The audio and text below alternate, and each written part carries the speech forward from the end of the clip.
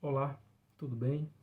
Meu nome é Janderson e aqui vamos falar um pouco sobre o Sistema Nacional Financeiro, certo? O Sistema Financeiro Nacional, ele é um conjunto de órgãos que regulamentam, fiscalizam e executam operações necessárias à circulação de moeda e de crédito na economia. Onde no Brasil esse sistema financeiro nacional ele é composto por instituições normativas e regulamentadoras, como o Conselho Monetário Nacional, o Banco Central do Brasil e a Comissão de Valores Mobiliários, que desenvolvem mecanismos, leis, a fim de sistematizar o funcionamento das demais instituições públicas e privadas que servem como intermediárias na captação, distribuição e transferência de recursos financeiros de toda uma sociedade. Segundo o artigo 170 da Constituição Federal de 88, a ordem econômica está fundamentada na valorização do trabalho humano e na livre iniciativa, tendo como por finalidade assegurar a todos a existência digna, ou seja, conforme os ditames da justiça social, observado os seguintes princípios, que seriam o princípio da soberania nacional, o princípio da propriedade privada, princípio da função social da propriedade, princípio da livre concorrência, princípio da defesa do consumidor, princípio do meio ambiente e, por último, o princípio da redução das desigualdades regionais e sociais. Bom, nossa Constituição Federal de 1988 passou a disciplinar o sistema financeiro nacional de duas formas.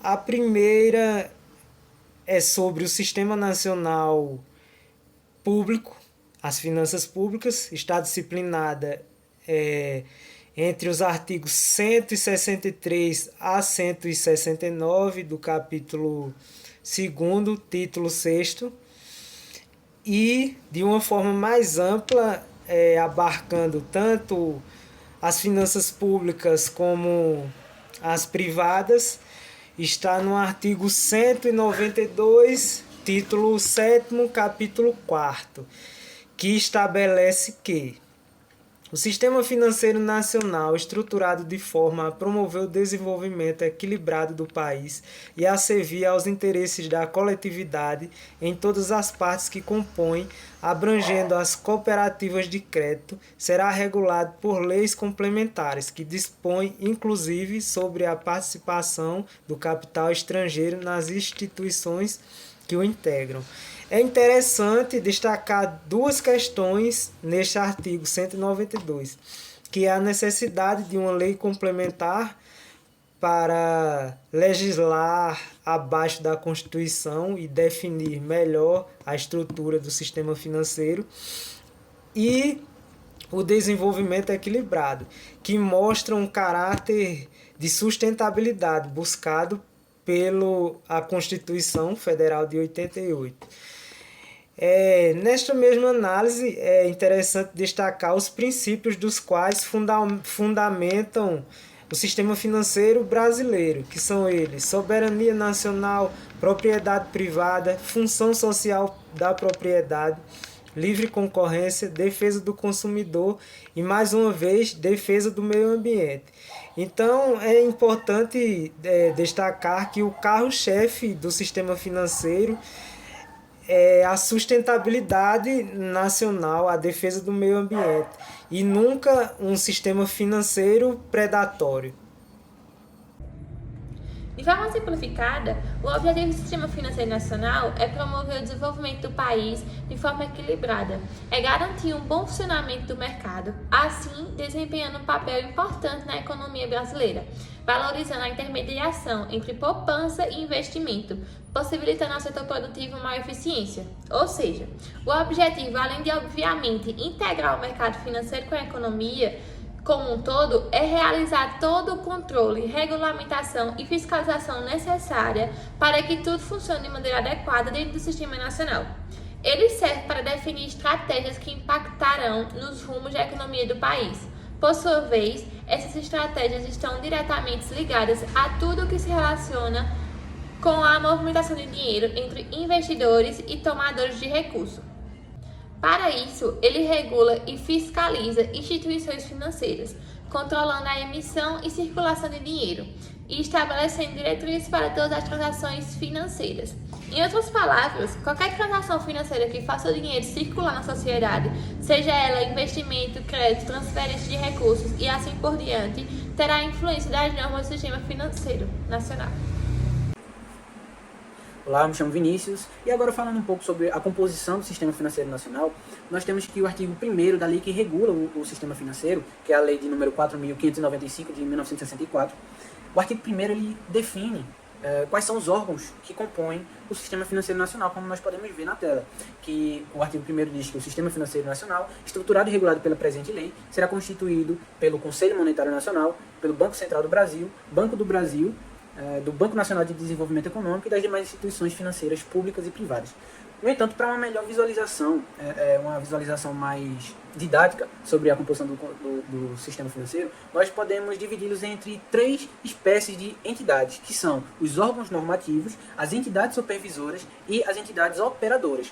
Como podemos ver, por exemplo, no portal do Banco Central do Brasil, que disponibiliza uma melhor visualização sobre a composição do Sistema Financeiro Nacional, como vocês podem ver na tela. E esse organograma, como vocês podem ver, possui os órgãos normativos, os órgãos supervisores e os órgãos operadores, e a gente vai falar um pouco sobre a função, a competência de cada um deles.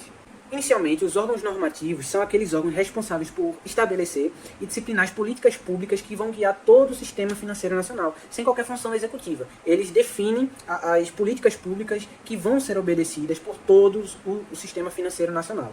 Os órgãos normativos do Sistema Financeiro Nacional são aqueles de maior importância, justamente porque eles são os órgãos que dirigem o funcionamento do Sistema Financeiro Nacional. E esses órgãos normativos são o Conselho Monetário Nacional, o Conselho Nacional de Seguros Privados e o Conselho Nacional de Previdência Complementar.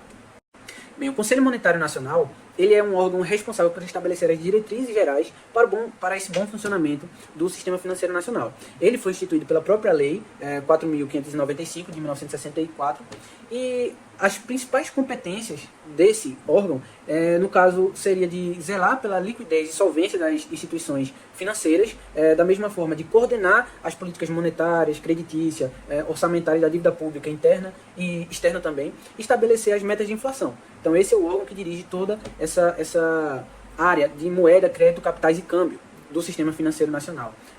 Esse órgão ele é composto por 3 membros, que seriam o ministro da Economia, o ministro da Fazenda, a depender da organização do Ministério, que seria o presidente desse Conselho Monetário Nacional. Temos também o ministro do Planejamento, Orçamento e Gestão e o presidente do Banco Central do Brasil. Então são esses 3 membros que compõem o Conselho Monetário Nacional.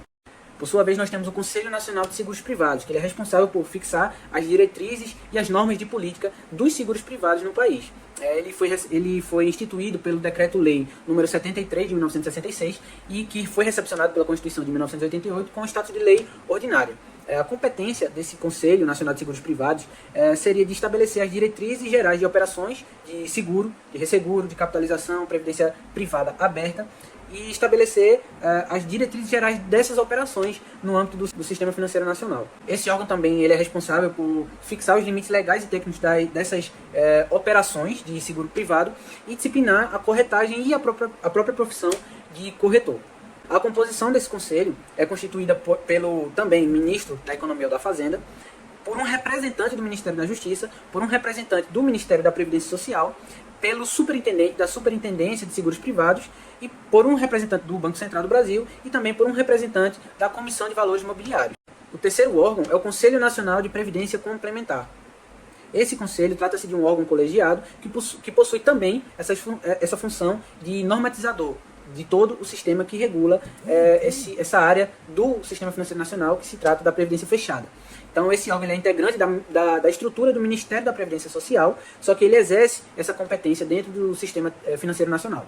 Entre as principais competências desse órgão está o de regular, normatizar as atividades das entidades fechadas de previdência complementar, os fundos de pensão, e julgar, em última instância, no caso de recursos interpostos contra as decisões da Secretaria de Previdência Complementar. Bem, por sua vez, as entidades supervisoras são aqueles órgãos administrativos que possuem a competência primordial de regulação estatal, de exercer a atividade fiscalizadora. Por isso que são chamados de órgãos supervisores.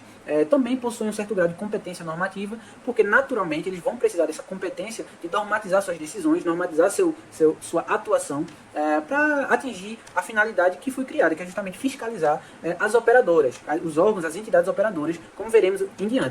Bem, os órgãos que compõem as entidades supervisoras são o Banco Central do Brasil, a Comissão de Valores Mobiliários, a SUSEP, que é a Superintendência de Seguros Privados, e a PREVIC, que é a Superintendência Nacional de Previdência Complementar. Bem, o Banco Central ele tem natureza de autarquia vinculada ao Ministério da Fazenda, Ministério da Economia, e é o principal executor das orientações do Conselho Monetário Nacional. Ele é responsável por garantir o poder de compra da moeda nacional e também tem como missão zelar por essa liquidez na economia.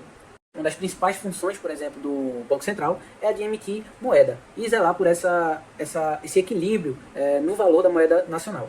Um segundo órgão supervisor é a Comissão de Valores Mobiliários, que ela tem natureza também de autarquia vinculada ao Ministério da Fazenda, que integra, no caso, a estrutura da administração federal indireta. No caso, tem a competência de promover a regulamentação, desenvolvimento, controle e fiscalização do mercado de valores imobiliários do país. Essa Comissão de Valores Imobiliários foi instituída pela Lei nº 6.385 de 1976.